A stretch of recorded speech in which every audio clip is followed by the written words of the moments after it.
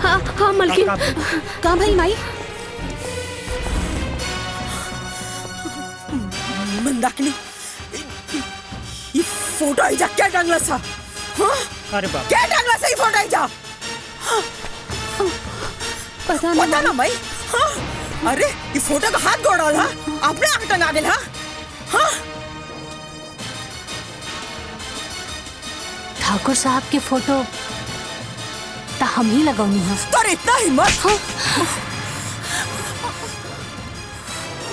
केकरा के लगा?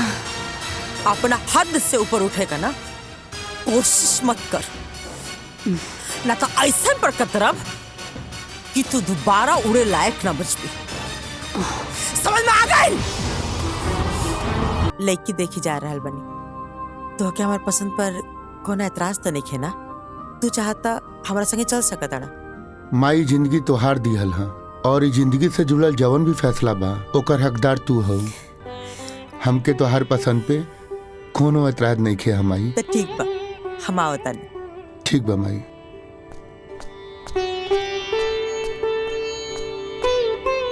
तनी बिटिया के बुला दे। बस आ ही रहल बिया बिटिया।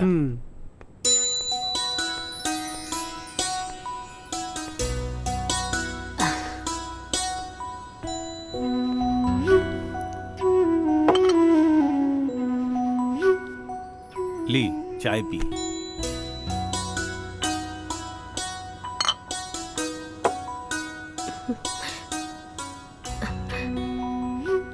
दीदी, ई लोग के पास कोनो पैसा वैसा नहीं के। 2 लाख के झारखंडी कार से आइल बाड़े लोग।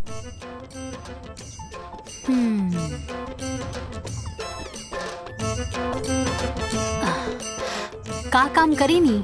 हमार नाम शेखर है। नाम ना, काम का करेनी? हमर खुद के बिजनेस बा। अच्छा अच्छा। का बिजनेस बा? मसाला के। मसाला के बिजनेस बा। आप ता रउआ टर्नओवर कितना बा? टर्नओवर बाबूजी बता दो। ई का पूछा था? टर्नओवर कितना बा?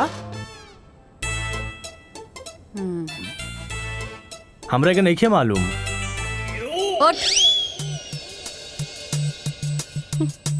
ए बुढ़ऊ, कब रखा?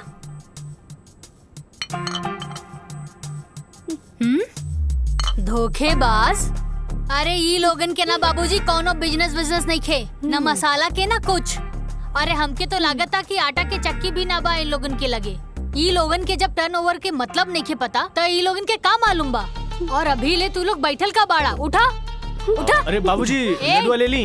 अरे निकला यहाँ से। निकल बाहर। चला, तू तो बेइज्जतियां करवा देला। चला। अरे बेटी, ये का कइलू तू? अरे बाबूजी, एक नंबर के फटीचर आदमी बाड़े और के लेके आयल रहे ऐसा रिश्ता? हाँ, अरे कामधारी काका। ई कामधारी काका के पास भी ना कोनो ढंग के काम नहीं खे। जैसे वो फटीचर बाड़न ना, वैसे ही फटीचर रिश्ता भी लेके आवेलन।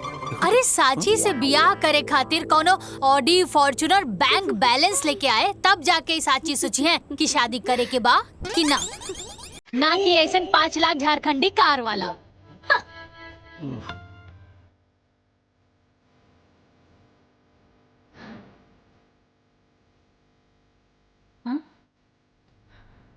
प्रणाम।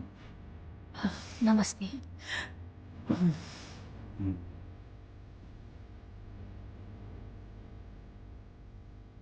काका, रवा एकदम सही खातरा नहीं है। इतना एकदम हमार फोटोकॉपी पिया। हमें इतने रोक परेशान करता नहीं ना, लेकिन देखिए आज का नहीं हमरा के है। हम के लिए की पसंद है काका। बताओ बेटा, का चाहिए तो के? जौन चीज कहबो ना, एगो फोन कॉल पे तोरा सामने आ जाए। जौन गाड़ी कहबो ना, हरा लाल पीला सब। पैसा का कोनो कमी नहीं की। तो निश्चिंत होकर खर्चा करा। जिंदगी भर खर्चा करबो ना, तब वो खत्म ना हो।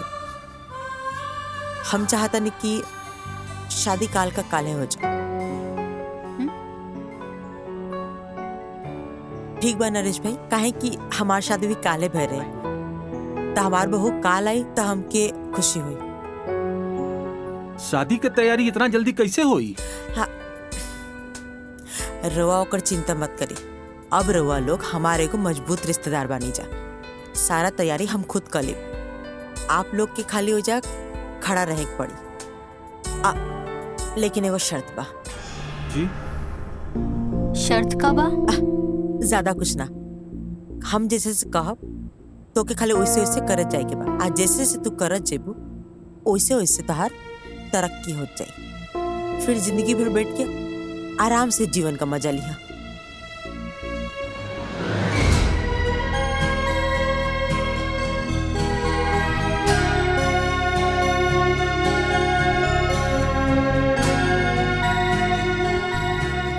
कुछ कम होता बता दे जा।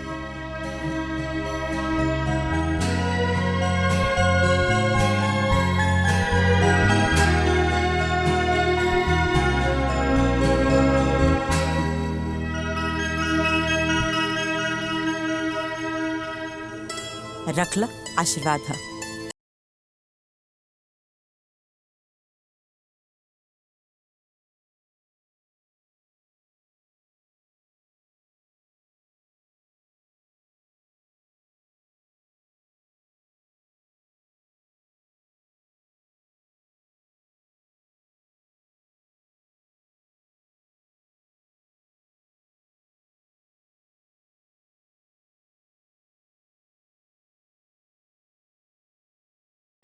चला।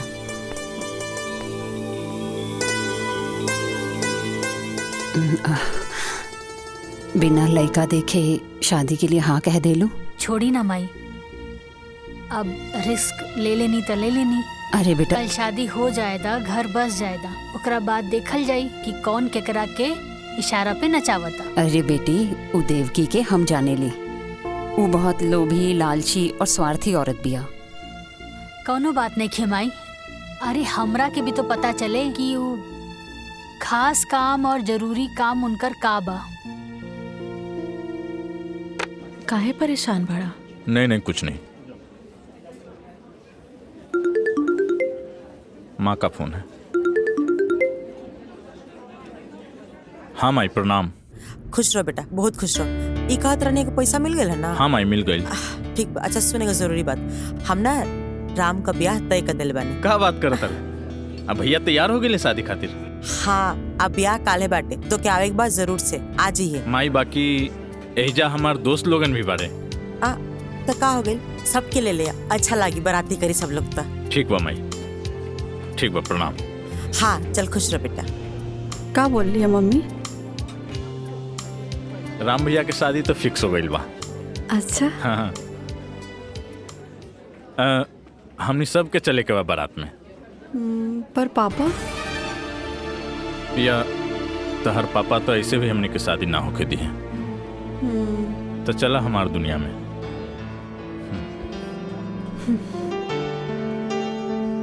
सोच ला, जाइब तो फिर आइब ना।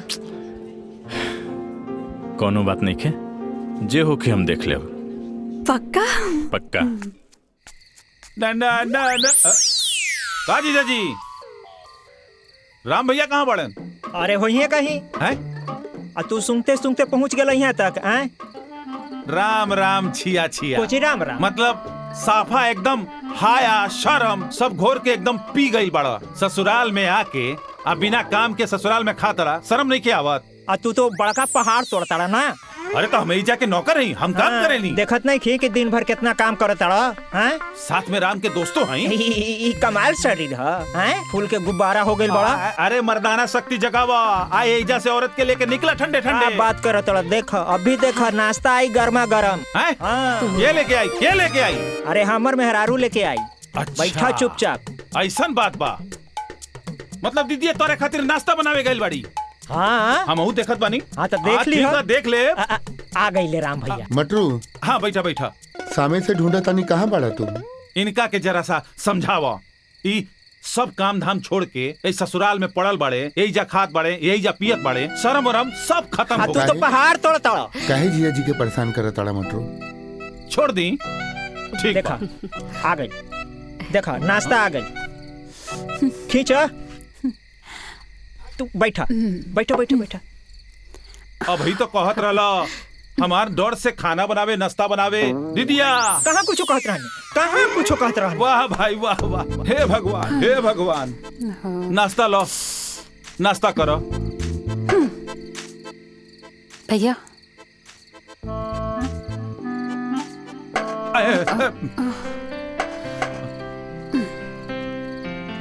प्रणाम।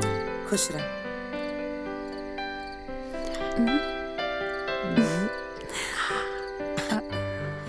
माई मिठाई कौन खुशी में?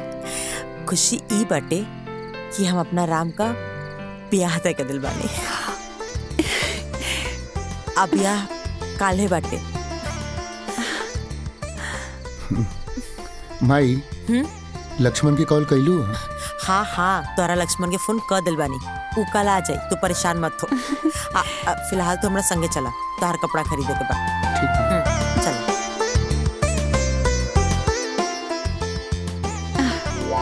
हाँ खाए में तो तेज बढ़ला बड़ा, लपेट ला। ए दीदिया, इनकरा के चुप कराने, बिना मतलब के न काम के न काज के। ज्यादा मत बोली, मिठाई खाई। ब्याह तय हो गई, हमरा के केहू कुछ बतेबे न कैली। कबो कबो तो संदेह होला कि हमहू ई घर के दमादे न हई, हैं कि कुछ और है। बतावा, अभी कुछ कामो न कैनी है, आ कल बियाहो बा, न कपड़ा सिलवनी आ न कुछ खरीदारी करनी। समय कहाँ बा? वाह वाह वाह, जेकरा लगे ई घर में खाली समय ही समय बा, उ कहता कि हमरा लगे समय ही नहीं खे। है ना? अरे अपने ब्याह वाला कपड़ा लता पहन के चल चलिए बराती। अच्छा और का? ठीक है बा। हाँ अरे चुपचाप चली ना यहाँ से। जा जा निकल जा। धीरे बोला न तो गलवा के नस फट जाए। हाँ चला निकला।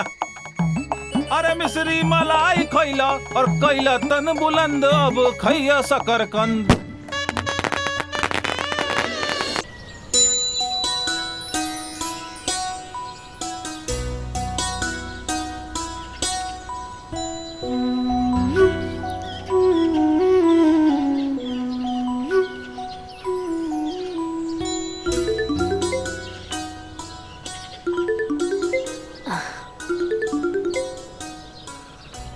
माई प्रणाम। खुश रहा बेटा, बहुत दिन हो गए तोरा से बात कैले। कैसन बाड़ू माई? हम एकदम ठीक बानी बेटिया, तू बतावा। हाँ हाँ सब ठीक बा, हम हो ठीक बानी। और साची तोहर सास कैसन बिया? माई सासू माँ तो बड़ा रहस्यमय बाड़ी, का कहेली का सोचेली वो खुदे समझेली। सुन बेटिया, हम तोरा के पहले भी बतैले रहनी, नजर रखियो ओकरा पर, बहुत खतरनाक बिया उ। अच्छा ये सब छोड़ा माई, ई बतावा कि बाबूजी कैसन बाड़े? ठीक बा बेटा। पूछत रहले कि साची के फोन आयल कि ना?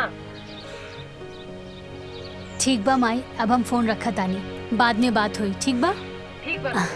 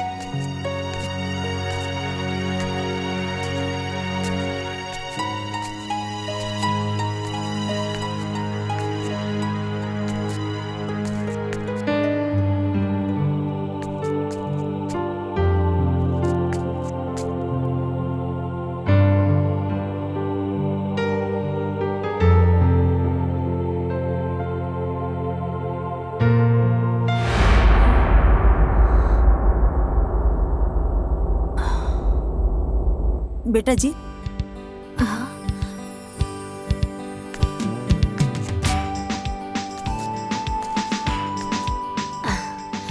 बोली ना सासू माँ। धन देख के ऊपरे ताकत रहबो का? माई बाबूजी संस्कार निखर सिखौले। सॉरी।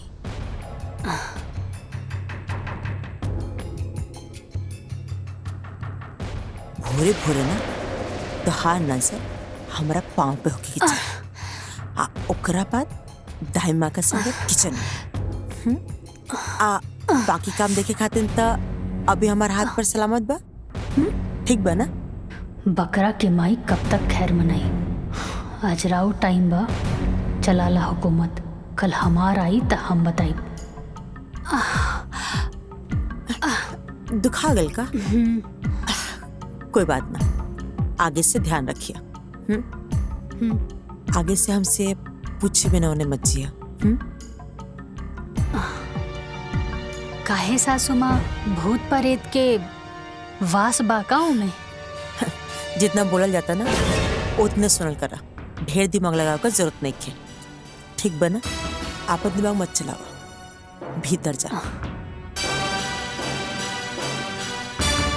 आखिर ऐसन का बा वो दिशा में जे हमरा से छुपावत अड़ी? ये कमरा के रास्ता हम जरूर खोल के रहब।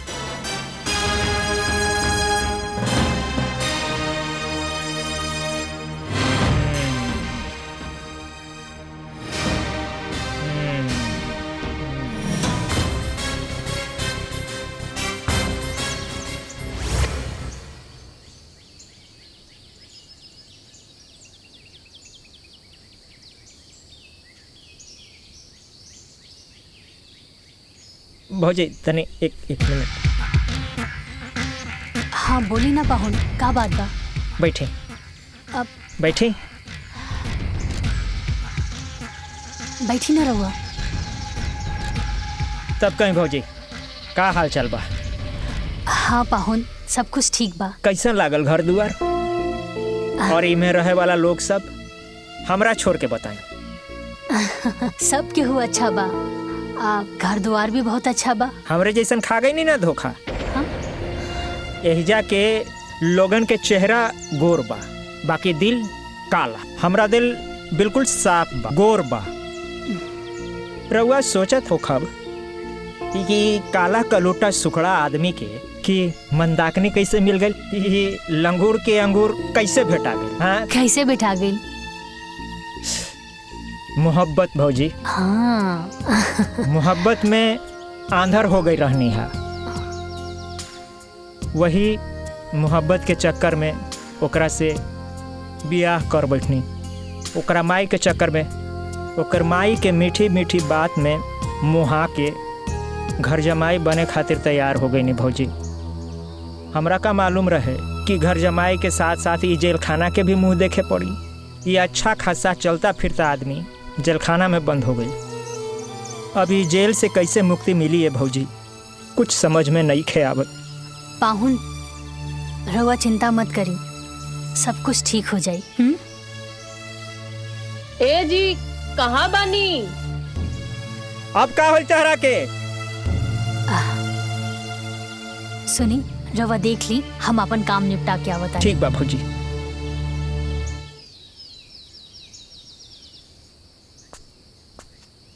अरे प्रिया, अभी तक तू तैयार ना भइलू? चल फटाफट तैयार हो जा। जौकी लोग भी तैयार हो गए हैं, छोड़ दी है तेरा। चला। ताकि तू फिर वहां आके हमारा इस्तेमाल कर सका। एक बात कान खोल के सुन ले लक्ष्मण, तहर झांसा में बहुत आ गई नहीं। अब यहाँ से हम कहीं न जाए। हम घरे जाए के सारा रास्ता बंद हो चुकल बा। प्रिया, हम तहरा से कहले बानी हम माई से बात करब। तू काहे इतना टेंशन लेता रू? कह दिया नी ना कि हम कहीं न जाए, मतलब कहीं न जाए। तू जाके पहले माई से बात करा, फिर हम यहाँ से कहीं जाए। बहुत हो गए लक्ष्मण तुहार। हम कहनी है ना बात करब, तू समझत काहे नहीं खूब? बस ठीक बा। ये बात सुनत सुनत हमके 5 साल बीत गई। अब बहुत हो गई। अब तुहार हम एक भी बात बर्दाश्त ना करब। तू जा अपन माई से बात करा और सारा बात क्लियर करा, तब हम यहाँ से कहीं जाए। वरना तू भूल जा कि हम कहीं जाए। अब तो तुहार भाई के शादी भी हो गई बा। ठीक बा, ठीक बा, ठीक। दिमाग अपन शांत रखा। अभी तैयार हो जा फटाफट। वहाँ जौकी लोग तहर इंतजार करत हुई हैं। तू तैयार हो जा फटाफट। हम जा तनी माई से बात कर। तू निकला, ठीक बा?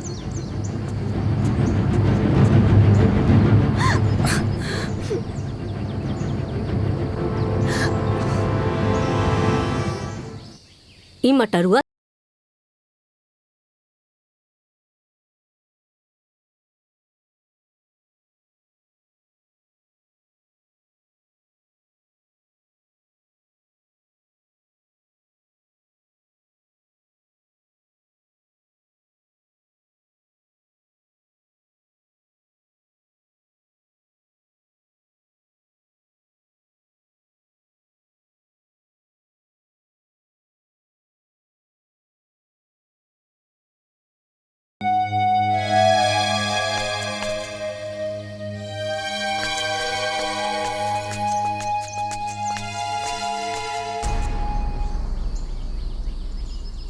बेटा जी, पति पर प्यार उमड़े लगल बा का? सासू माँ, रउए तो कहले रानी ना कि अपना पति के मुट्ठी में करे के बा। बस ई सब उहे के प्रयास बा। शाबाश, ई भइल ना बात। कहा तो का चाहिए? हमके तो बस राउर आज्ञा चाहिए। ठीक बाटे, आज से राम का टिफिन तू ही लेके जेबू। जल्दी जा, वो तो के गोदाम में भटैया अनाज जाए के समय होता ना। ठीक बा, और ये हमार बात याद रहे। जा। जी सासू जी।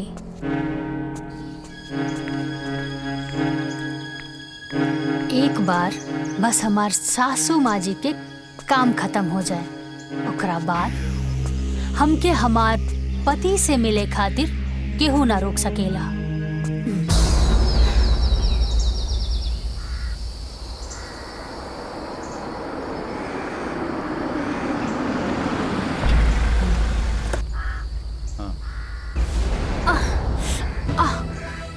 आराम से उठो, बिल्कुल आराम से।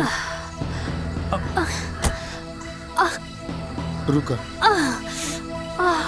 हम डॉक्टर के बुलावता नहीं।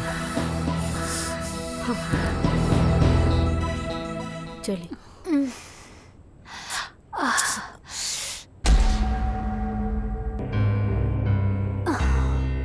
मामूली चोट है, चोट की वजह से बुखार आ गया है। मैं दवाई लिख के दे देता हूँ, आप मंगवा लीजिएगा, सुबह तक ठीक हो जाएगा। धन्यवाद डॉक्टर साहब। मटरू, हाँ माँ जी। ये डॉक्टर साहब दवाई लिख के देता ना, जाके ले ले यहाँ, और डॉक्टर साहब के भी बाहर तक छोड़ दा। ठीक बा। ए जीजा, साथे चलो। तू रहेला तो हमरा थोड़ा ठीक लगी। हम कहे जाई, हम कहीं रात के बहरा आई जाए ले ना। ये कुल तहरा वजह से भइल बा। तू जा। हमरा वजह से? सरऊ, तू समय पे टिफिन लेवे आ जाता तो ये आज भौजी के संगे ये ना होखी। हाँ जा। तोरा भाई मटरू चुप, जाके चुपचाप दवाई लेके आओ। और आप सब भी यही जब भीड़ के लगा कोनो जरूरत नहीं के, जाके अपन अपन काम करी जा। जाई जाइए। चलिए डॉक्टर साहब, चलो चले। दुल्हन, तू आराम करा, कोनो चीज का जरूरत हुई तो दाई माँ के आवाज दे दिया। जी सासू माँ। ठीक बा माई।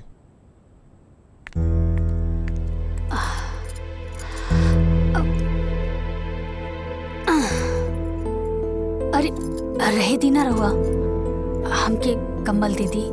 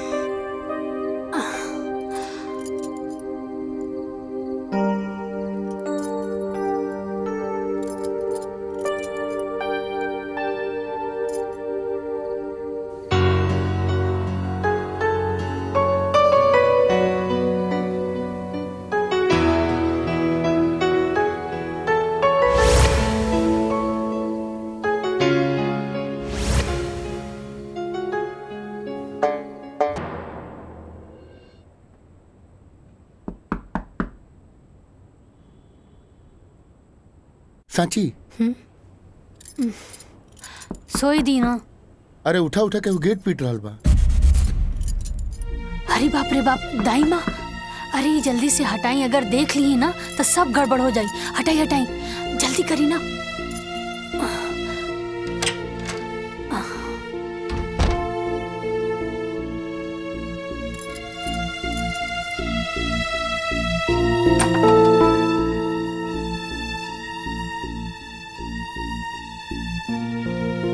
अभी ले तू लोग सुतल बाड़ा जा। ली चाय पी ली। दाई माँ, एक छोटी सी गलती की वजह से रउआ अभी ले हमरा से नाराज बानी। आपन बेटी समझ के हमरा के माफ कर दी ना। हम तो तोहके ओ दिने माफ कर देने रहनी हा। तोहसे भला काहे नाराज रहब? तू तो लक्ष्मी बाड़ू ही घर के। जल्दी से तैयार हो जा, काहे की मालकिन 2 दिन खातिर बाहर जाए वाली बाड़ी। अच्छा ठीक, बहुत काम बा, हम जाता नहीं। हाँ।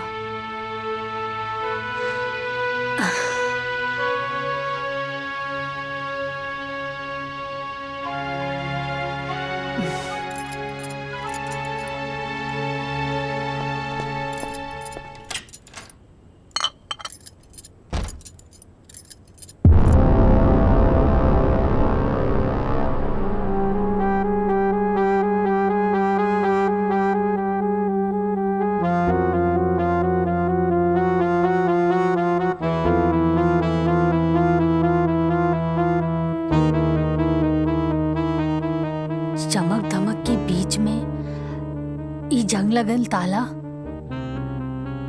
कहीं कमरा में कोनो राज तो दफन नहीं खे।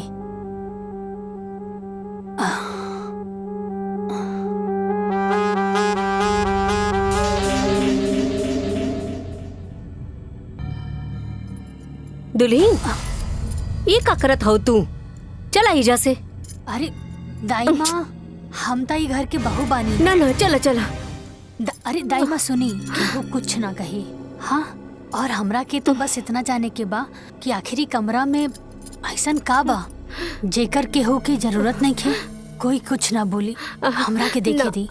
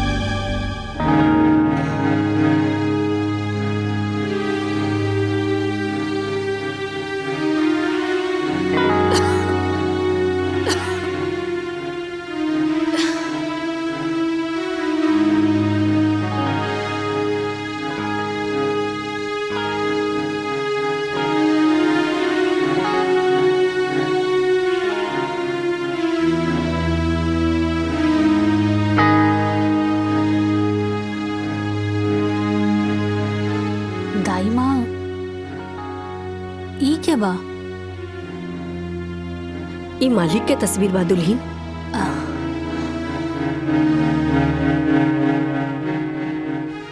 घर के मालिक और ऐसन जगह पर?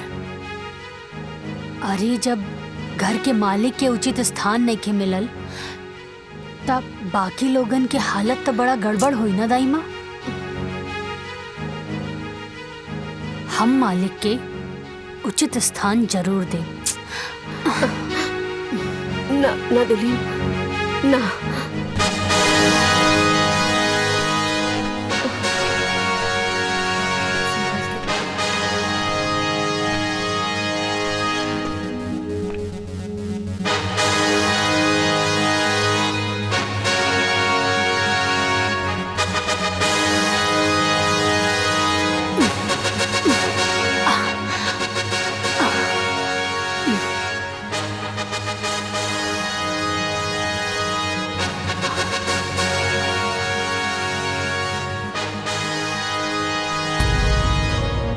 दाई माँ, अब देख ला, घर के मालिक के उनका उचित स्थान मिल गई। एक काम करी, ये पेंटिंग के हटवा दी यहाँ से, ठीक है? ठीक बा दुल्हीन।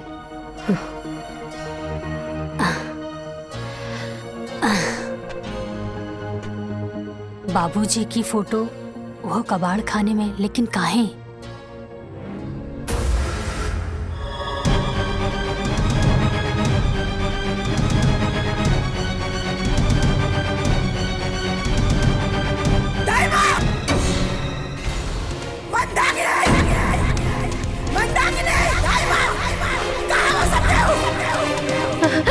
हाँ मलकिन, कहाँ भाई माई? मंदाकिनी, ये फोटो आइजा क्या टांगला सा? हाँ? अरे बाप, क्या टांगला सा ये फोटो आइजा?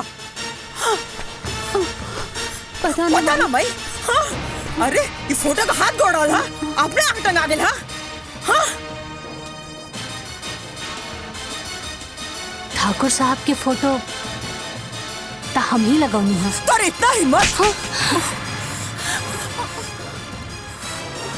केकरा के लगे। अपना हद से ऊपर उठेगा ना, कोशिश मत कर, ना तो ऐसा पर कतरब कि तू दोबारा उड़े लायक ना बच भी। समझ में आ गई?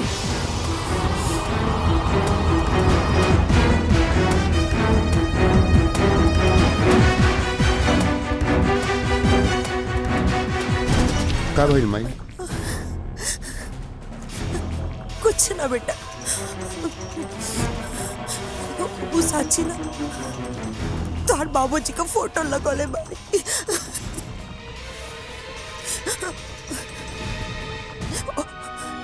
वही खातिर शाबाशी देत रहनी है।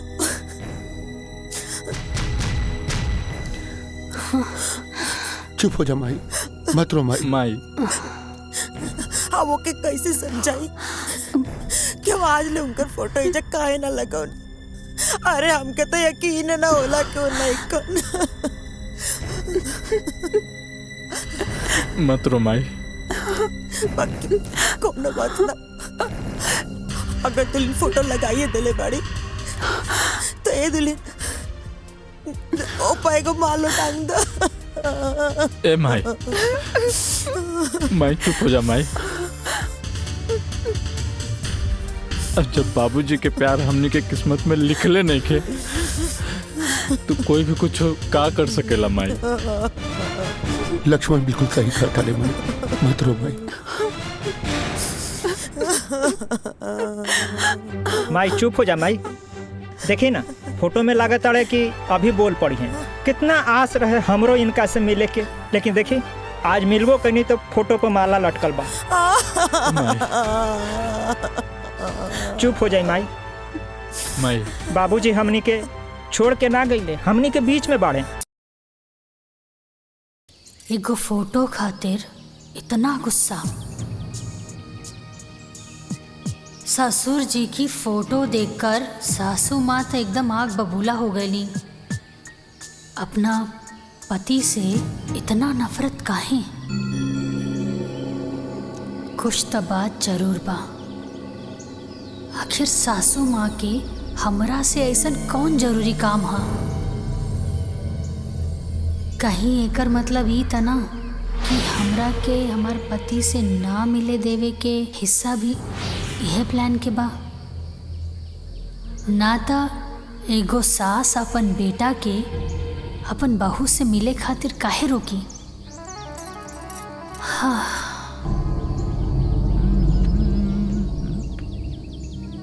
भाभी, भाभी, भाभी। अरे देवर जी आई। का भाभी, भैया के याद आवता का?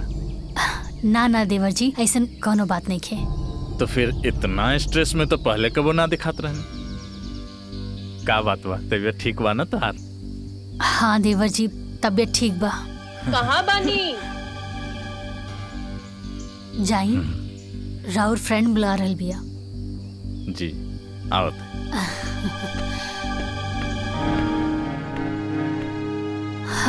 आखिर केकरा से पूछी जे हमरा के सच बतावे? दाइमा। हाँ दुल्हन। एक कप चाय मिली का?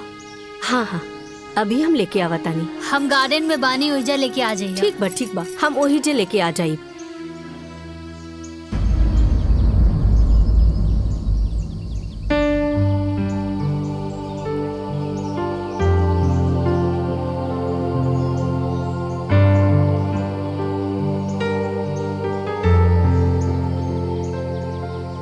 दुल्हन। हाँ हाई चाइला लाई दाइमा।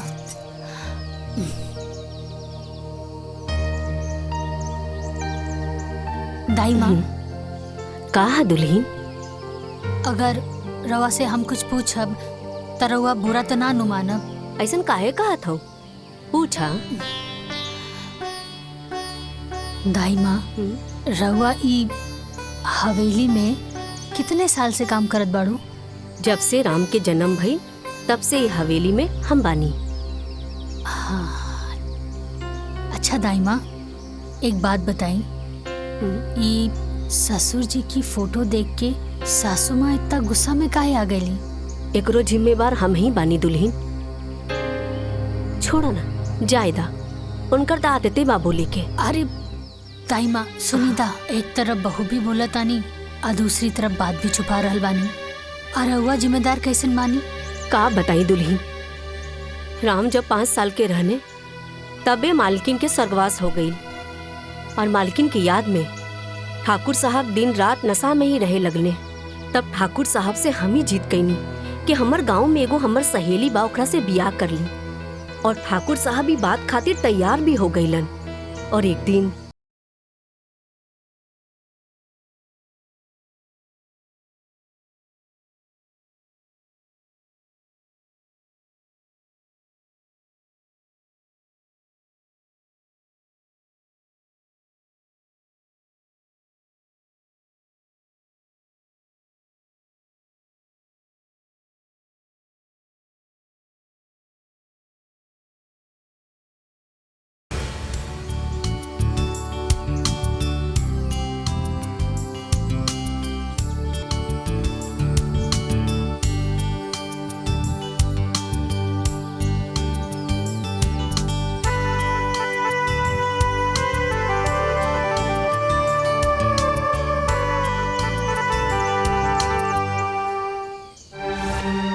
फिर का भइल?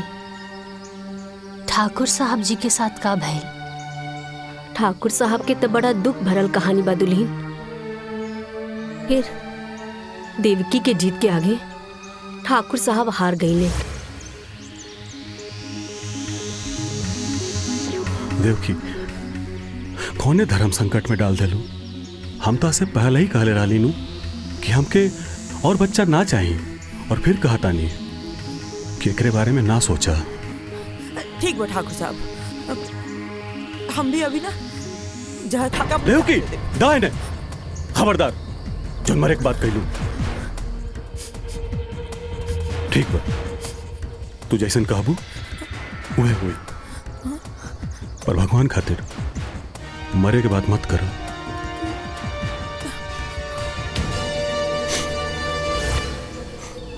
और कुछ महीना बाद देवकी अपना कोख से 2 बच्चन के जन्म दिहली, एगो लइका और एगो लइकी। अपना बच्चा के मुंह के देख राम के प्रति रवैया बदल गई। ठाकुर साहब भी देख के बहुत दुखी भइले और हमरा से एक ही बात कहले कि गीता, हम ई बियाह कइके बहुत बड़ा गलती कर देनी, लेकिन कोनो बात ना बा, हम ई गलती के अपना जीते जी सुधारब। और एक दिन वकील के बुला लेने।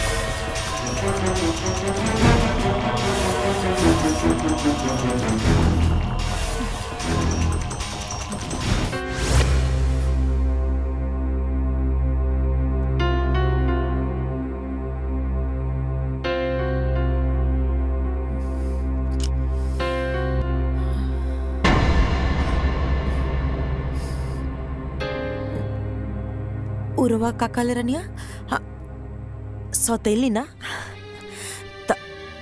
तब जब रवा हमके सौतेली कहिए देले बानी, तो अब हम रवा के बताई कि सौतेली का होले। तो रवा के काला गला कि रवा वसीयत बदल के जंग जीत लेनी। अरे जंग था अब शुरू भला। रवा आज से अभी से हमरा खातिर मर गई।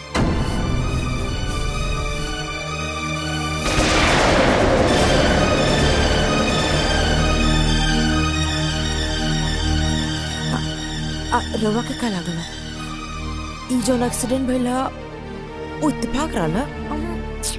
आहा वो हम करले रहनिया।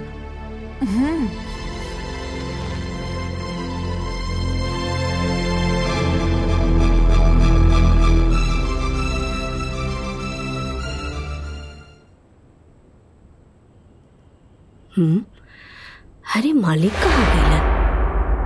हाँ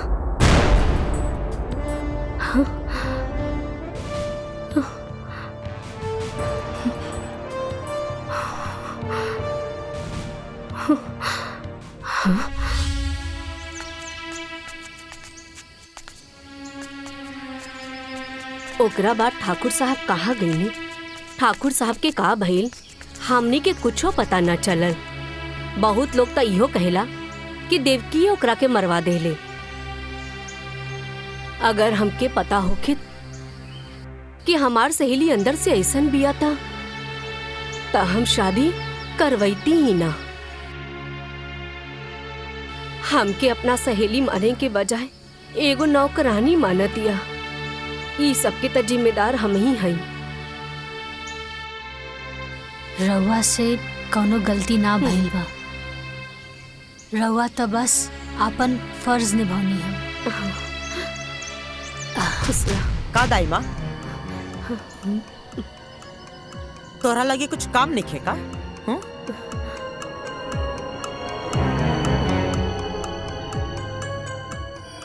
ए लड़की तू रुक।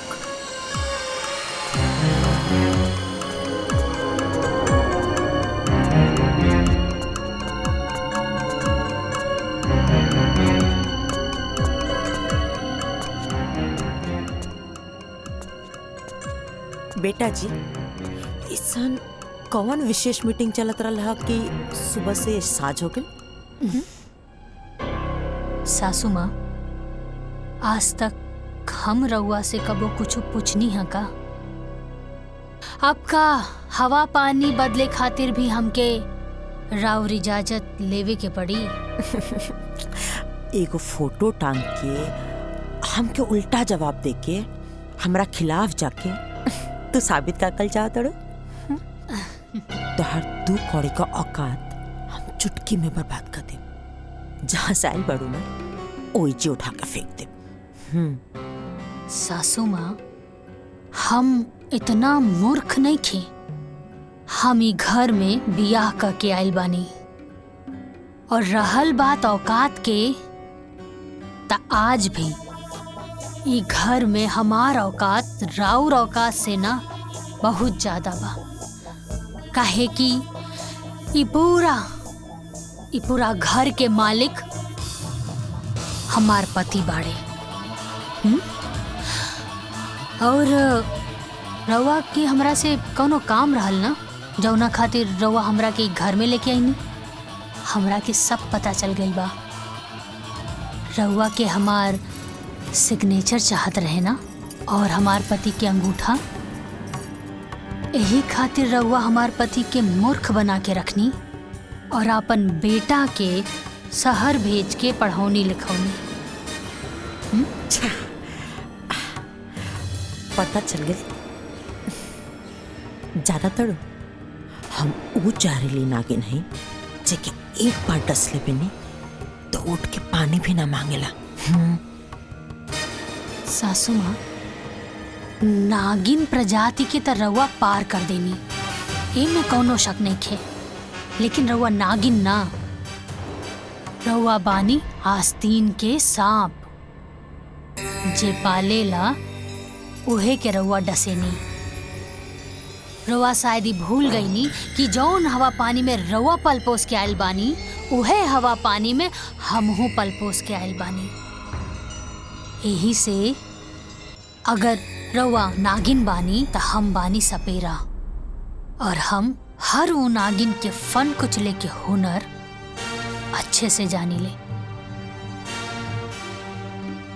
राउर ई जोन गुरूर बा और ई जोन हुकूमत बा ना, एक दिन ओकरा के अपन पाँव के नीचे ना झुकावनी तो हमरो नाम साची ना।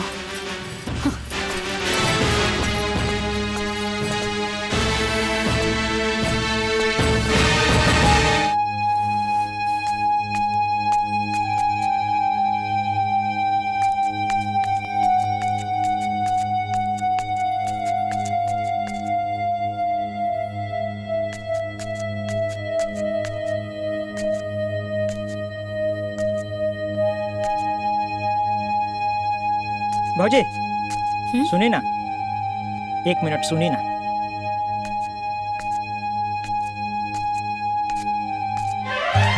अरे हे दुर्गा, हे काली, हे लक्ष्मी, हे सरस्वती, हमरा कोनो प्रकार से ये घर से बाहर निकालिए भौजी, हमरा उद्धार करी। अरे बाहुनी, ई रउआ का कर रहल बानी? हाँ उठी, अरे पहले उठी।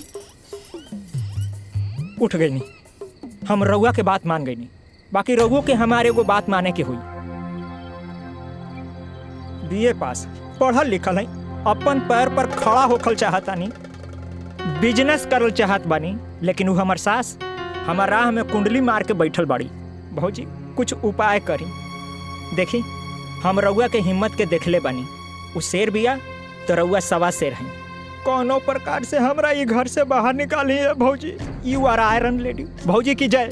अच्छा सुनी बाहुन, हम जल्दी रउआ खातिर कुछ करब, लेकिन अभी हमरा के जाए दी, कुछ जरूरी काम बा, समझी? जी जी जी ठीक बा ना? जी भौजी, जाइन जाइन, लेकिन जल्दी ये कोशिश करब ये भौजी। लेकिन का भइल? बात नहीं करे के हमके। अरे लेकिन कुछ बताइबू कि का एक भइल? बार कहा तेने की बात नहीं करे के तो नहीं करेंगे। तो हके एक ही बात बार बार बताए पड़ी, समझ में नहीं क्या हम का कहते नहीं। जा तू यहाँ से। अरे का हमार बात सुना, काहे इतना गुस्सा कर? लक्ष्मण, घर में अला कितना दिन हो गए, तू का के लेके आयल हमरा के कि भैया के शादी होते ही तू माई से बात कर लेबा। अब तो भैया के शादी भी इतना दिन हो गए, तू का चाहता रहा तोहर घर में हम दोस्त बन के रही? तार जब मन करला तू मस्ती करे आ जाला। अरे इतने बात माई से बात करला हमारे शादी के लिए, और तो के माई से बात करे में इतना काहे डर लगा था? तू ना बात कर सकेला तो बोला हम बात करी माँ जी से। तू हमार बात सुना, तू इतना हड़बड़ात काहे बारू? सही वक्त आते ही हम माई से बात करब। बहुत हो गल तोहार, ये बात सुनो सुनो हमके 5 साल बीत गई। अब तू जा यहाँ से, हम कहने के बात करके तू जा यहाँ से। सुना, अरे वाह, ये तो कमाल हो गई। देवर बाबू शहर से डिग्री ना बीवी लेके आयल बाड़े, और ये खबर से घर वाले बेखबर बा। हरी तो ब्रेकिंग न्यूज मिल गई साची। आई सासू माँ, बता बतानी। मलकिन, नाश्ता में इतना देर? हाँ लेके आ बतानी। यहाँ कोई नाटक मत करिए, ओके? पीछे लड़ियाल चला तारू। यही से बैठी ना, यही से बैठी।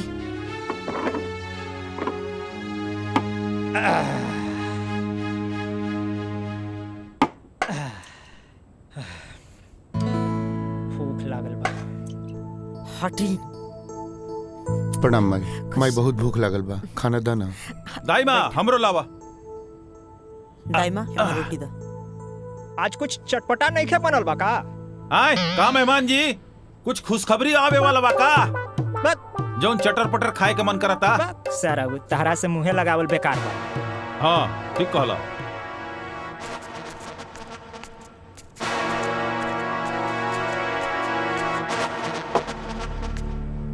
दाई माँ हमरो दा भूख लगल बा। हाँ ठीक बा।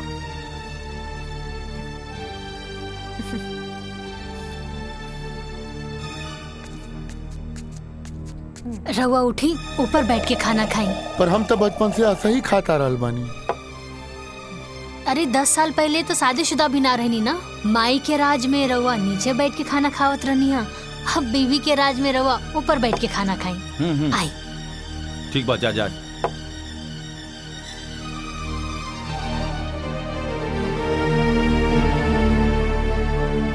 आई बैठी।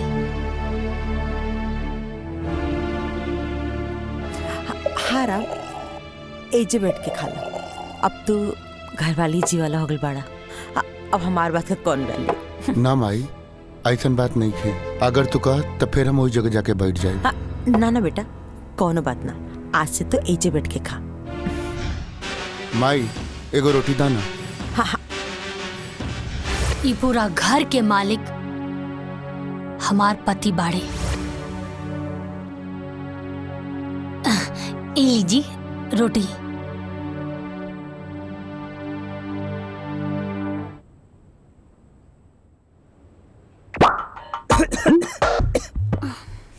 कितना तीखा भाई सब्जी।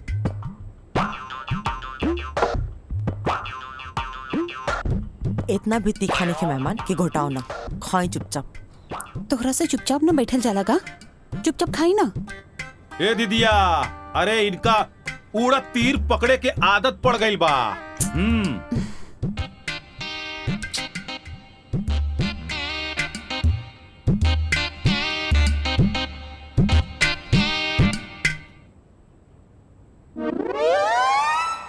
देवर जी,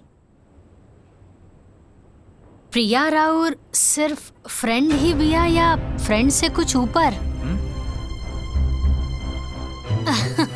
अरे हमार कहे के मतलब है कि फ्रेंड ही बिया तब तो ठीक बा, काहे से कि अब राउर उम्र भी हो गल बा बिया करे खातिर। ता हमनी के गांव में लड़की ढूंढल जाए का, काहे से कि हमार गांव में ना बहुत सुंदर सुंदर लड़की बिया। का सासू माँ? बहू तो के लक्ष्मण का चिंता करेगा कोनो जरूरत नहीं है, अभी होकर माई जिंदा भी है। हम आप सबसे कुछ कहल चाहता नहीं। हम और लक्ष्मण 3-4 साल से लिविंग रिलेशन में बानी जा, तो आपके कोई और लड़की ढूंढने की जरूरत नहीं है। हाँ माई, प्रिया सही कह रही बिया।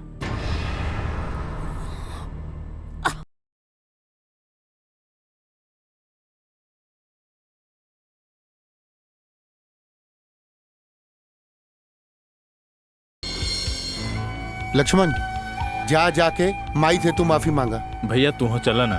ना हम न जाए, तू जाके माफी मांगा। ठीक।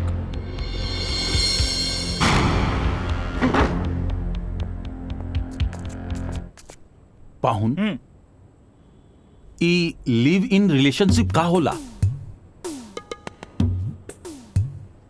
वो जो शादी से पहले होला ना, वही होला। मतलब आजकल के जनरेशन के पता ना का हो गइल बा, शादी ब्याह के झंझटे से एकदम खत्म। बाप रे बाप, ढेर कलयुग आ गइल बा। हमरा खाए दो। ढेर बात बोलब, चुपचाप बैठी ना।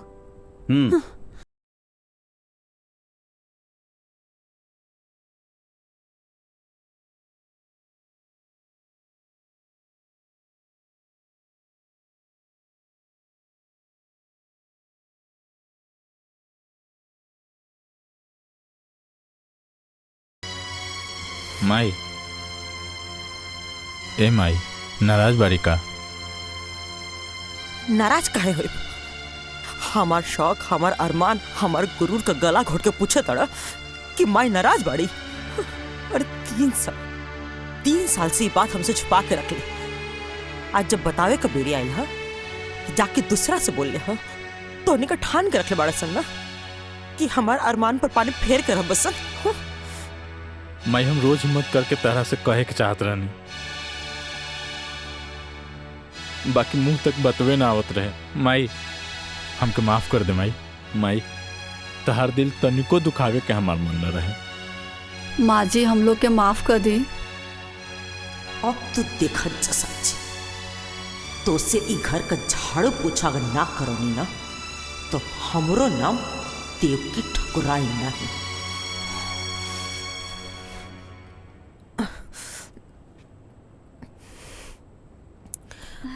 प्रिया तो हमके शुरू से पसंद रही बुद्धू।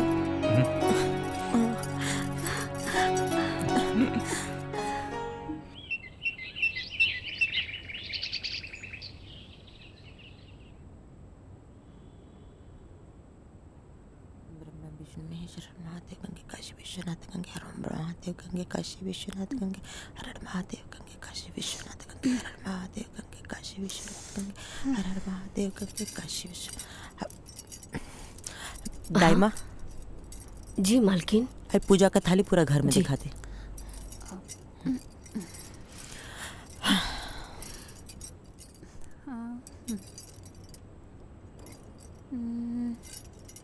प्रिया बहू।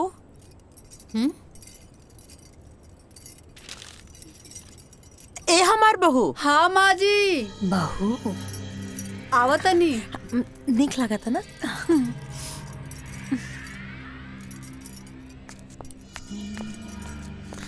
प्रिया पे बहुत अच्छा लगी। हाँ माँ जी। आओ ना हमारा लगे बैठा। हमार चांदनी बहू। अब देख प्रिया, तू हमके पहले तो कुछ ना बतौलू तो हमके ढंग से स्वागत करे के भी मौका ना मिलल।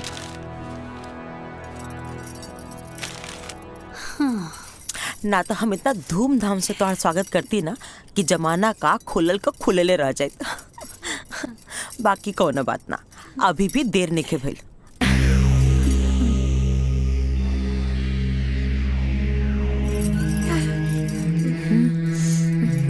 हमार खानदानी हारा और तब तक तू एके पढ़ना और धीरे धीरे ना हम तो के ई घर का गार्जियन भी बनाते।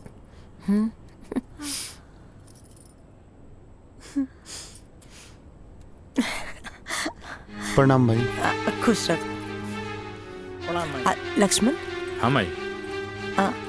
प्रिया का मम्मी पापा जी के ना संदेशा भेज दो कि हम लोग से रिश्ता का बात कर चाहते नहीं। माई हम तरह से बोले के भूल गई नहीं। प्रिया के माई बाबूजी हमेशा खातिर छोड़ के चल गई ने।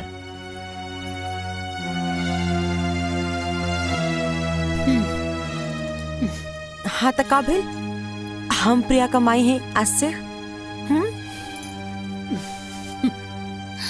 अरे राम, तो इजा काहे बैठल बड़ा? जाके पंडित जी के बोल दा तहार छोट भाई का ब्याह तय हो गइल बा। ठीक बा माई, हम जाके अभी पंडित जी के बोला के लावतानी। सांची तू हो जा, माई के काम में हाथ बटावा। जी हाँ सांची। अरे हमरो के केहू कुछ बताई कि हमरा का करे के बा। हमहू ई घर के दमादे हैं, हमरा का करे के बा। शादी ब्याह के माहौल बा, ज्यादा कूदी ना। चली तैयार होई। चला चला, एकरा में घबराए के कौन बात बा। चला।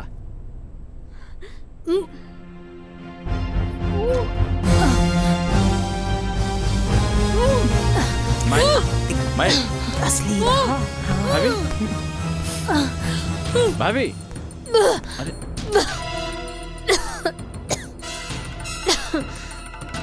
अरे तहार खुशी देख के मुंह बनावतिया। चाय दे जरतिया। हाँ तो हई देख, हई सन हमारा लगी कम से कम 10 को बा। का भइल भाभी? भाभी ठीक तो बानी ना? हाँ देवर जी हम ठीक बानी, बस उल्टी आ गई। भाभी डॉक्टर बुलाई का? अरे ना देवर जी हम ठीक बानी। और रउआ ऐजा का करत बानी? राउर तो शादी के बाद चला था ना, जाई तैयारी करी। भाभी हम ठीक बानी, रउआ जाई। ठीक ठीक बा।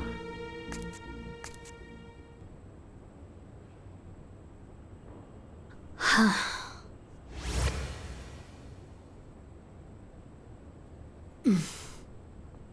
सांची हम का भइल, तोहार तबीयत ठीक बा ना?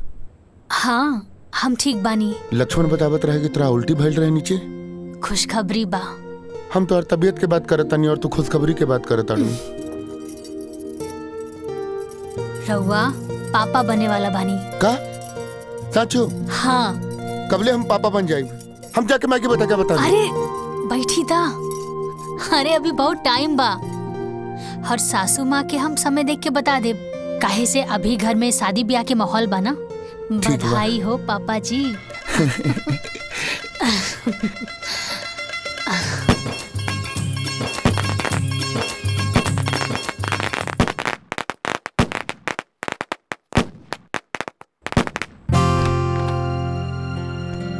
प्रिया, हम आवतानी भाभी के देख के। आजे देखल जरूरी बका, कल चल जी हा। आवे जा चुपचाप बैठा।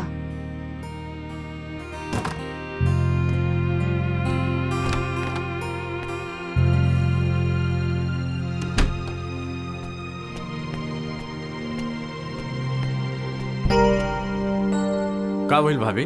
ठीक तो बानी न रहुआ? तबीयत ज्यादा खराब हो गई बा लगता। भाभी कहीं तो हम डंडार हेल्थ में कॉल करके डॉक्टर से अपॉइंटमेंट ले ली। अरे नाना देवर जी, हम एकदम ठीक बानी और ये सब करे के कोनो जरूरत नहीं खे। और रउआ एजा का कर रहल बानी? जाई, प्रिया इंतजार करत हुई। अरे ना भाभी, पहले हमरा खातिर रहुआ लोगिन बानी, ओकर बाद प्रिया। हा लक्ष्मण, तू टेंशन मत ला, हम बानी नु। तू जा, प्रिया तहार इंतजार करत हुई। अब देखिए, जा जा जा, रउआ सब लोगिन ठीक बोला बा। तानी, बाकी मन न करता यहाँ से जाए के। जाई देवर जी, इंतजार करत हुई। ठीक बा।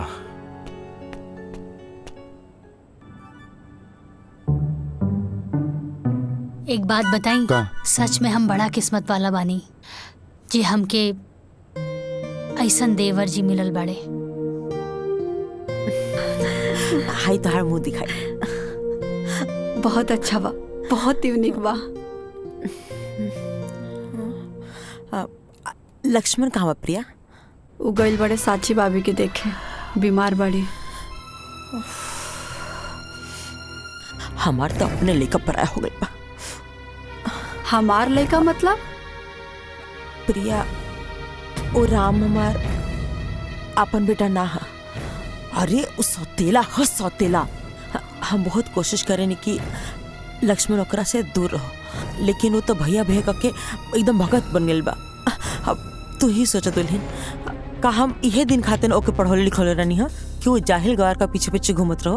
हाँ, बाकी प्रिया, अब हम ये चाहता नहीं ना कि तू लक्ष्मण के अपना मुट्ठी में रखा। हाँ, कोशिश करिए कि लक्ष्मण जितना हो सको वो नौकरन से दूर रहो। हाँ हाँ, ठीक बाटे, तो अपन ध्यान रखिए। ठीक बा, आराम करा।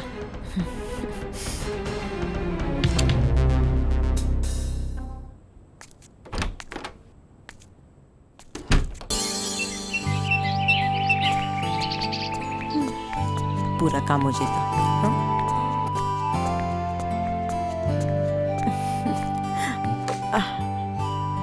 प्रणाम माई। तू भी बैठ जा बेटा।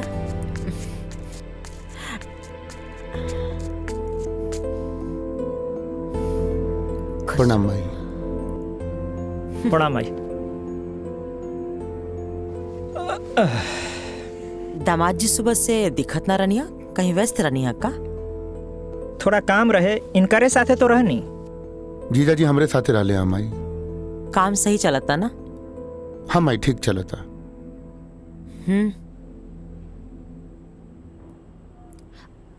सुनी ना देवर जी। हाँ भाभी। जीजा जी के रवा लोगन से कुछ बात करे के रहल हा। हम कहाँ कुछ कहनी हा। हाँ, कहत रहनी है कि सिनेमा। जीजा जी, रवा तो कोनो बिजनेस की बात करत रहनी है ना? हाँ, याद पड़। हम चाहत रहनी है कि हम बिजनेस शुरू करल चाहत रहनी है। बाकी यहाँ ना, जौनपुर में अपने जिला। ये तो बहुत अच्छा बात बा माई। बढ़िया बात बना, लेकिन एकरा खातिर तो धन चाहिए। तई में परेशानी का बा? टिकट हम बना देता नहीं, अब फाइनेंस का व्यवस्था माई कर दी।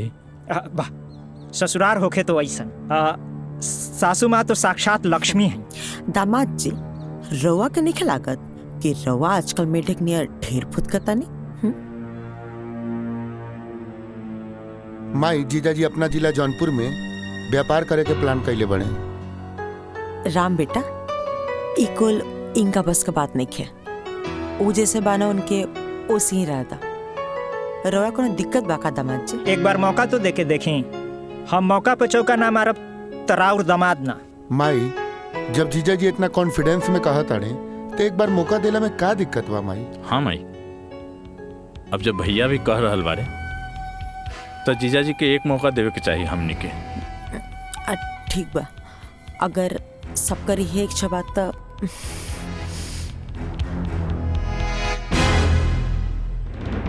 जिया जी हमरा टिकट बना देता नहीं। ला खाली हम अकेले थोड़े जाए। अब बिजनेस बा तो नया नया बिजनेस शुरू करब तो हिसाब बखरा खातिर कोई तो चाहे न। साथ में मंदाकिनी जी हैं तो काम आसान हो जाए। अरे हाँ, जीजा जी तो एकदम ठीक तक कह रहल बाड़े। अब देखी ना, सासू माँ ससुर जी के गैला के बाद ये पूरा हवेली के खानदान के बिजनेस अकेले संभरले बानी।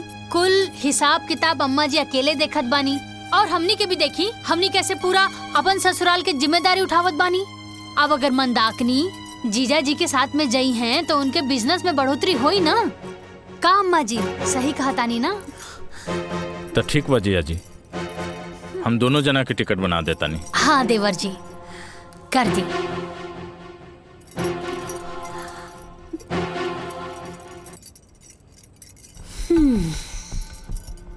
ली जीजा जी, टिकट तो बन गई। असम के ट्रेन बा और टिकट बन गई जी। शाम के ट्रेन बा। तहार बहुत बहुत धन्यवाद। ठीक बात है, चलो चल जल्दी चलो, सामान पैक करे को हुई। चलो चलो चलो। अरे सुनो ना, सुनो सुनो, चल चल जल्दी चल।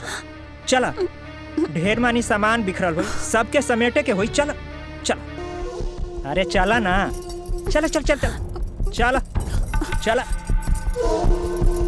प्रिया, हाँ जा तू हेल्प करा। ठीक बा। हम मठू के बोलैले आ बतानी। भैया हम भी चलता नहीं। आवा चला। जमाई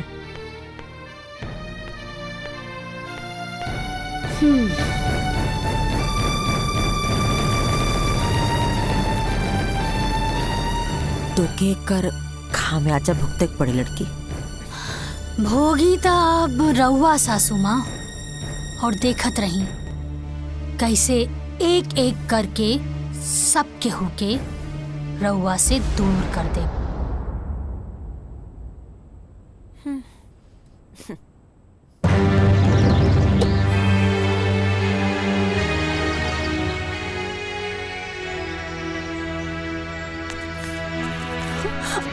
अरे चलो चलो, गाड़ी छूट जाए। चलो चलो, बैठो बैठो बैठो। प्रणाम। चलो माई, चलो तनी। ठीक बात है, चलो तनी।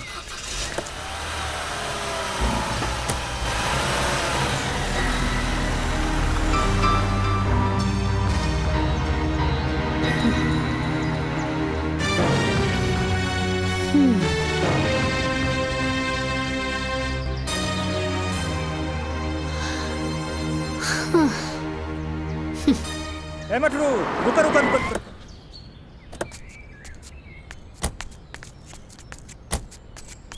ए जीजा जी, का भाई झाड़ा लग गई का?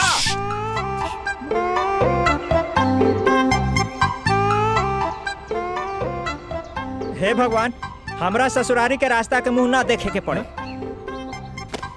हे भगवान, हमरा इस सास के दोबारा मुंह ना देखे के पड़े।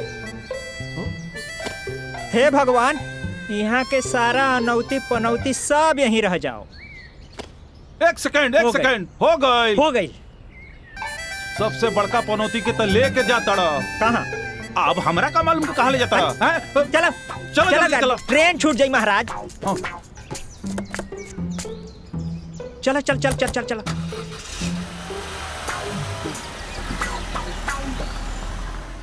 दाई माँ,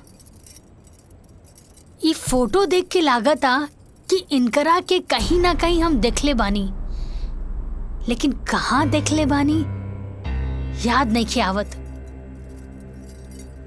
देखले तो बानी कहीं ना कहीं। याद करके बतावा दुल्हन, कहाँ देख लू हा?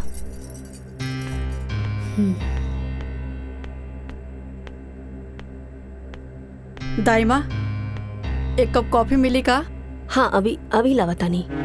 ठीक बा।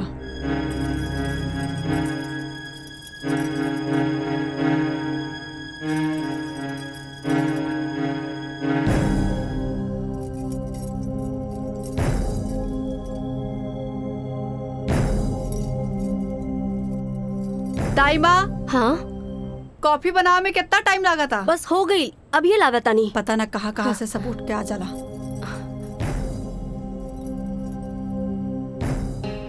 इला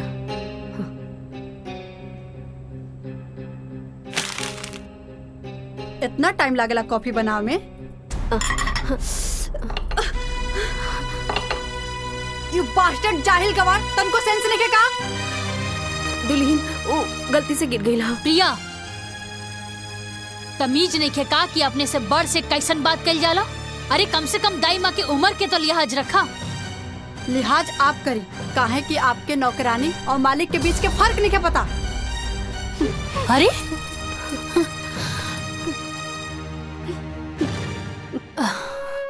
दाई माँ, दाई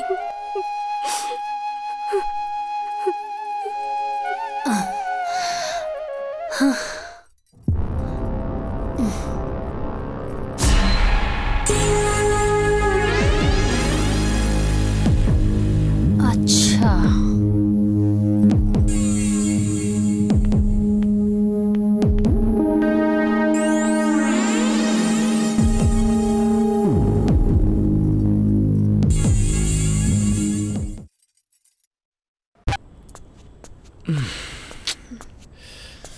अरे वाह, का बात बा, आज तो कुछ ज्यादा ही सुंदर लगा तारू। का भइल? प्रिया चलो हमके टॉवेल दे, नहाए के पड़ी, बहुत देर चुनचुनाता। जा जाके अपन भौजी से मांग ला। अब भौजी कहाँ से आ गई? प्रिया हमके तो कबो कबो लागत ना कि तू हमार पहले वाली प्रिया हो ही ना। शादी के बाद एकदम बदल गईलू। अरे चलो भाई टॉवेल दा, देह नोचता। देह नोचे चाहे माथा, गवार वाला काम करे में बड़ा मजा आवेला ना।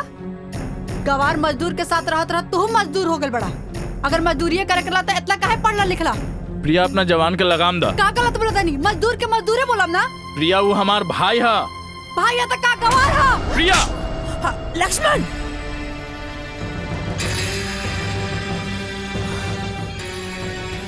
तो हिम्मत कैसे भइला हमार बहू पर हाथ उठावे के? मायू हमार राम भैया के कहतिया कि गंवार है। और का गलत कहलस है?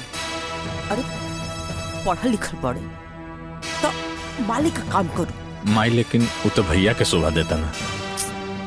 तो ठीक बा, जिंदगी भर ओकर नौकरी करू, हाँ ओही का संपत्ति पर गुलाम बन के जी। माई तू का कहता रू? हम सही कहता नहीं। अरे तोर बाबूजी मरे से पहले अपन सारा संपत्ति वो राम का नाम पे कके चल गया ना। अब अगर ओकर मर्जी हुई तो ओमा से होता के 2 टुकड़ा दे, बाकी अब तक वो संभव नहीं है। काहे कि ओकर अपन वारिस आवेला बाटे। आपका जब मेहरारू भी है ना, उन ओमा से 2 कौड़ी भी तो के ना दी। अरे बेटा, हम तोर माई है, जौन कहता नहीं तोर भलाई खातिर कहता नहीं, तू समझ। माई हमके कुछ समझ नहीं के आवत। माई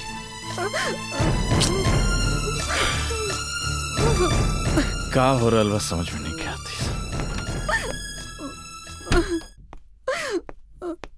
राम भैया, राम भैया, ओ राम भैया। अरे का हो मधुसूदन? ए भैया, हमनी चंदा मांगे आयल रहनी जा। अच्छा हम देता नहीं, कितना चाहिए? ना ना भैया, आप भैया रहे दी, राम भैया के भेज दी, हमनी को उससे ले लिहल जाई। ठीक बा, भेजा तानी।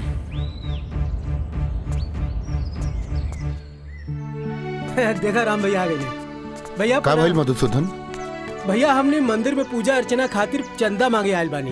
अच्छा, कोनो बात ना, हर साल के तरह ए साल भी पूरा पूजा के खर्चा हमरा तरफ से ठीक है भैया। है ला पैसा। जी भैया। कोनो चीज में कमी ना होखे के चाहिए। ठीक है भैया। निसंकोच कोनो बात हुई तो बताइए। जी भैया, प्रणाम। ठीक बा। प्रणाम भैया। लक्ष्मण, का भैया? नाश्ता कैला है? हो गई। हम मटरू भाई थोड़ा बाहर जाता नहीं काम से, तू खेते पे जाके पानी पटा ली है। भैया आपन काम ना खुद ही करे के चाहिए। ऐसे भी हमके अभी बहुत काम बा अपन प्रोजेक्ट पे। आई पढ़ाई लिखाई हम खेती गृहस्थी करे खातिर नेखे कहीं ध्यान रखिया। आदमी अधिक पढ़ला लिखला के बाद थोड़ा सा डिस्टर्ब हो जाला का। चुप छोट भाई बा चल। हाँ चला।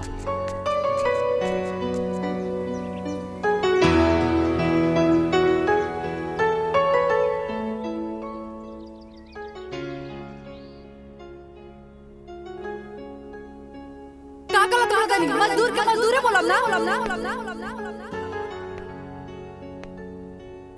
जिंदगी भर की ओकर नौकरी कर, हाँ ओही का संपत्ति पर गुलाम बना। हम सही अरे तोर बाप मरे से पहले अपन सारा संपत्ति वो राम का नाम पे करके चल गया। अब अगर ओकर मर्जी हो तो उमा से तो के 2 टुकड़ा दे। और खाली फोने में बात करता बका मैं मिले के मन ना करला। तार भैया का जन्मदिन भी आवे वाला बाटे, हो सके तो समय निकाल के आ जाइए। अगर मजदूरी करे तो इतना काहे पढ़ला लिखला।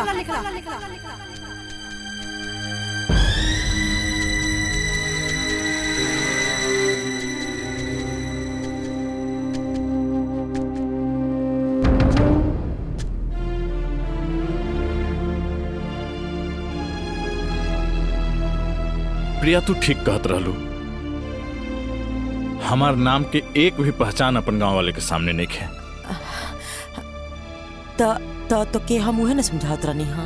हाँ अब सही समय बाटे अपन मुट्ठी टाइट कर दे, न तो सब कुछ ना रेत का नियर निकल जाई। तो माई ओकरा खातिर का करे के पड़ी? विशेष कुछ ना करे के पड़ी, खाली वसीयत का पेपर पे राम से अंगूठा लगावे के पड़ी, ओ लड़की से साइन करावे के पड़ी। बस पूरा दौलत संपत्ति के सब कुछ के तो इकलौता वारिस हो जाए। ई काम हम आज का आज ही कर दे। राम के तो हम जैसे बोलो वैसे कली, बाकी टेढ़ा खेर बिया लड़की। बाकी जो भी हो, आज तो फैसला हो के रहे।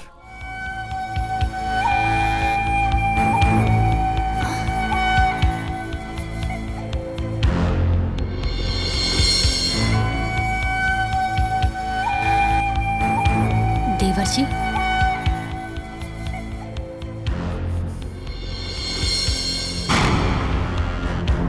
सासू माँ, बहू सवेरे मंदिर गिरलू, साज का दिया बाती कर तड़ू। बहुत शुभ घड़ी बाटे। तनिक हमार छोट काम कर दो, हाई पेपर साइन कर दो। सासू माँ कौना चीज के पेपर बाई? तो के याद बा तो से कले रहनी, तो से को छोट काम रही, जब सही समय आए तो बता दे। उहे ला वसीयत का पेपर साइन करता।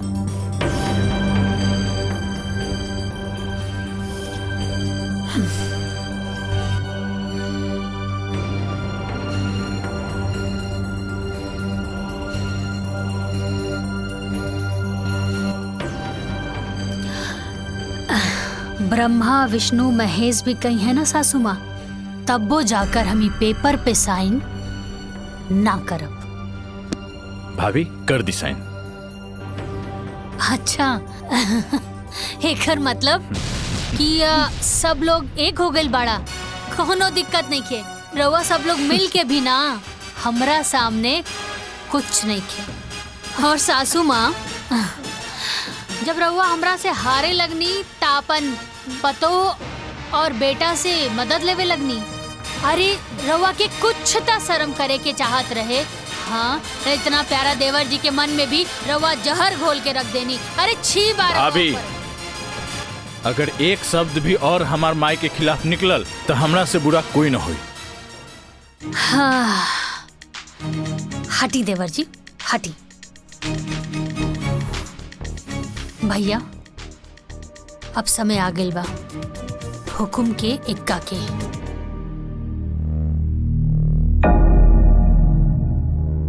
सासू माँ तू डाल डाल त हम पात पात।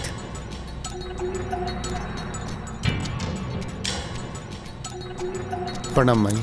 खुश रहो। राम। हाँ माई। माई कहाँ बेटा? ठीक बा। कैसन रहा दिन? सब अच्छा रहे माई। बिजली ना रहे तो सिंचाई ना हो पाएगा। कल हम करवा दे। कोनो बात ना। राम जी माई। मुझसे कुछ मांगब तो अपने माइक की देबा? माई सब तो तोरे बा, का चाही तारा के? आज तक तू हमरा से कुछो नहीं के मंगलू।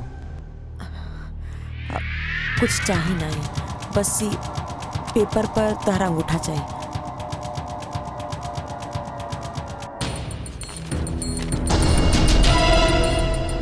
यहाँ पे माई।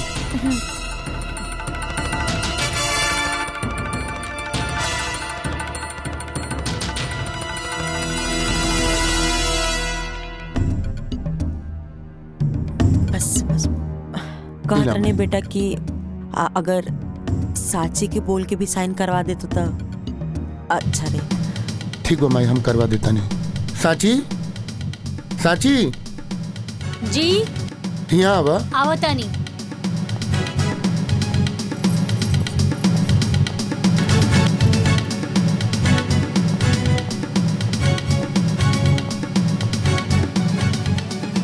का भैल जी? साची है पेपर पर साइन कर दा। रउआ क देनी का? हाँ हम अंगूठा लगा देनी है। रउआ भी ना इतना सीधा बानी। ए लेकी हमरा के ज्यादा टाइम नहीं है, चुपचाप जल्दी से साइन कर। सासू माँ रउआ गलत जगह प्रयास करतानी।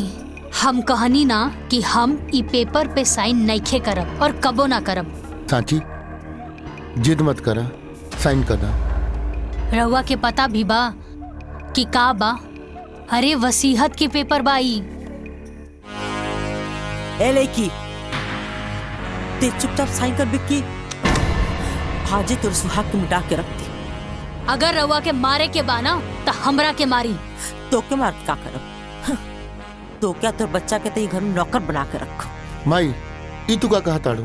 उहे जौन तू सुनत बोल चुपचाप अपन मेहरारू का कि साइन करो पेपर पर।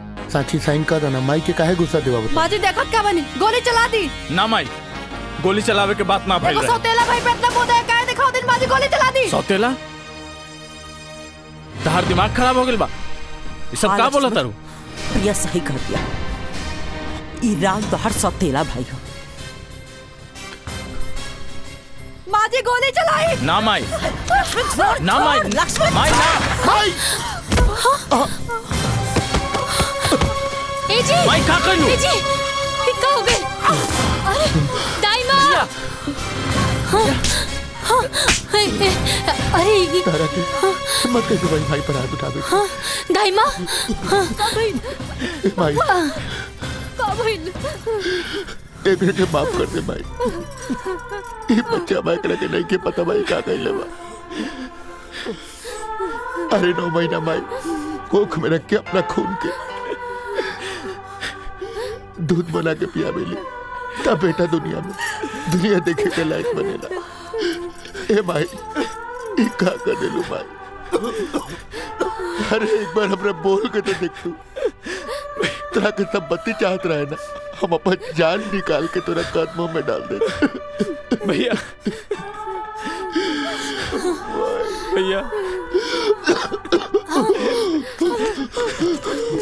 भैया बेटा बेटा राम भैया आखिरकार तू हमरे बेटा के मार देले। माई ए खातिर ब्याह के लाइन लड़ी तारा। माई का कर देलू माई? कोने जन्म का बदला ले तारू तू हमसे। लेके चले अस्पताल लेके चले। भैया राम लेके चले। राम जल्दी जल्दी जल्दी।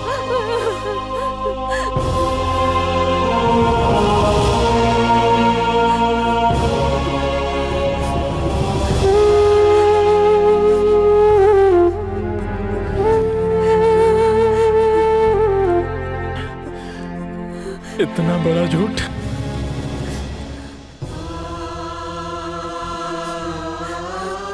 हमके तो तू कहले रहलू हमार बाबूजी ना मारे।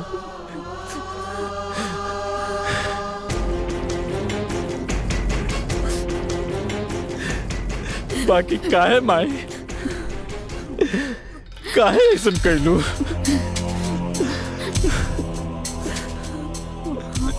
ना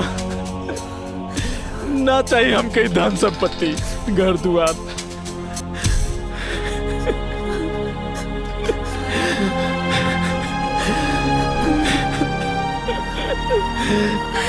ना चाहिए।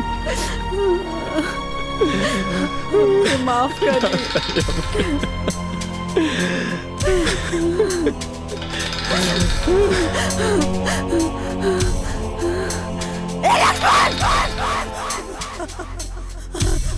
लक्ष्मण!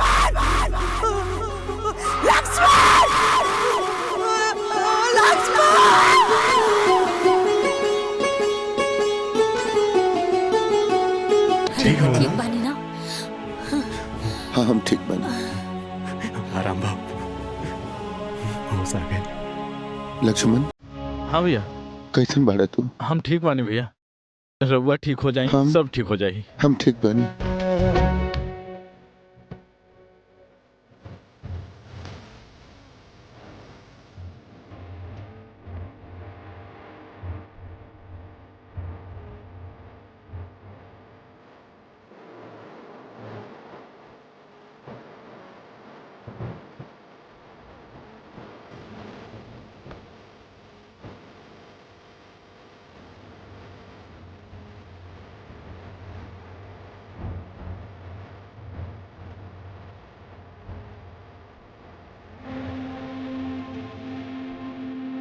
तुम मत रो भाई।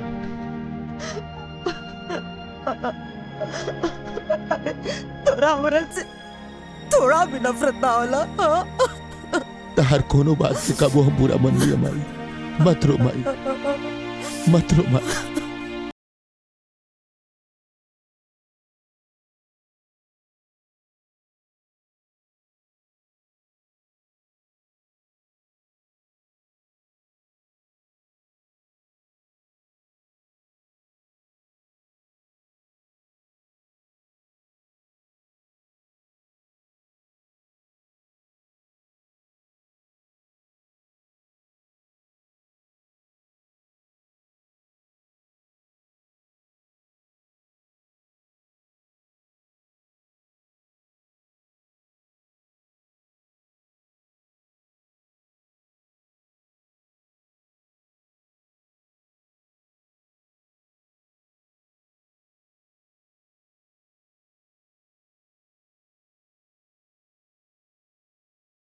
तो ओकरा भूलल ना कहल जाला।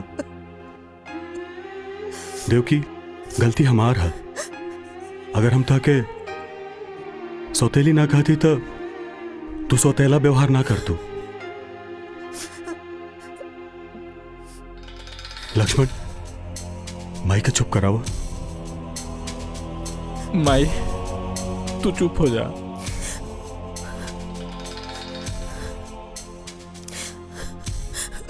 बहू, हम सबसे बड़ तो हार गुनाहगार बनी। अरे तू तो हमारा घर का लक्ष्मी रहलू, लेकिन हम तोरा संगे कितना गलत कही, कितना गलत। तो कि जौन सजा देवे बा तू हमके दे दा, बाकी हमके माफ कर दा। माई, माई, रउआ के प्राश्चित कैला के कौनो जरूरत नहीं खे। राउर एक एक आंसू ई बात के गवाही देता कि रउआ निश्चल बानी। और माई कहल जाला ना कि अंत भला त सब भला। और सासू माँ, अब सॉरी माई, अब कौनो शर्त वर्त तो नहीं खे ना?